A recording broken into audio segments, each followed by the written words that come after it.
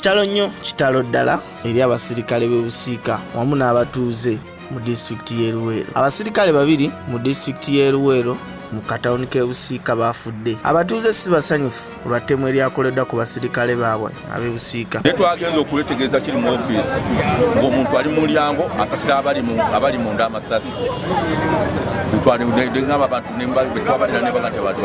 Abatuuze si basanyufu ku njege eyabaddewo era ebyabaddewo byonna babinyumya nga lutabaalo. Badde kawungeeza okusaba ng'emu n'ekitundu nga ntudde ne afande Alex yesi OCCID waffe ne watuyitako Rasta ofiisi yaffe nga ntudde ng'atunuulidde nnyo poliisi atunuulidde poliisi kati OCCID kwe kugamba musajja ono ng'atunuulidde nnyo poliisi kiki awo wenyini ngenda kuwulira emabega nga amasasi kavuga. Alex Wagaluka ne munne Moses Ongom be bamu ku baafudde. Abula ababiri ne bagenda n'ebisago eby'amaanyi kwe kuli Adrian Ochom ne Stephen Ondama.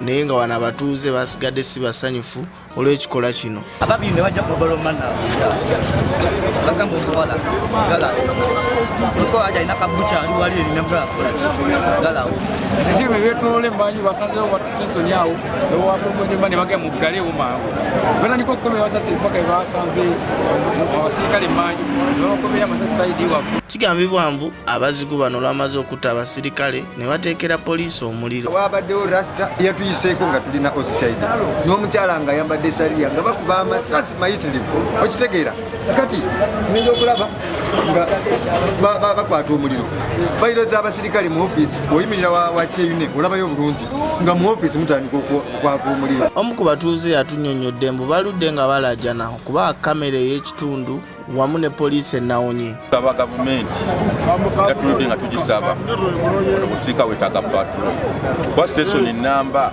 ate nga wali entabuliro z'amakubo agayingiza n'agafulumya wano wetaaga obukuumi obw'amaanyi. Kadye Speaker wa Parliament omukyala ayitibwa Anita Among agamba nti ekimu ku bireese ebizibu mu poliisi bwe butaba na mmotoka nnawonyi wamu ne kamera z'ekitundu. You find that the response was slow because we don't have enough patrol vehicles. This house must decide that we need patrol vehicles to be able to support police. The police is part of a government that buys drones ahead of police vehicles. This house appropriated money to the Uganda police to procure surveillance cameras. Many people have lost lives, property, and information cannot be retrieved by these cameras. So there is a huge question now that it has knocked on the door. Speaker, but we need to strongly come out and support the police and ring-fence their budget so that they can perform their duty effectively. It happened in Michana, it happened in Kivoga district. We need to get a solution to it. Ababaka bagamba mu poliisi efuna ssente ntono kyekimu ku biviiriddeko ettemu erisusse mu ggwanga.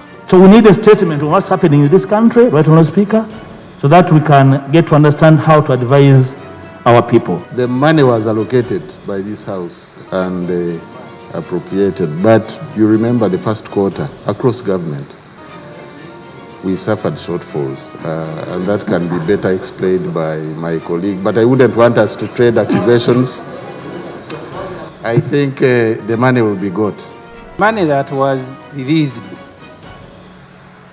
before I demand that more is released. Is it utilized properly?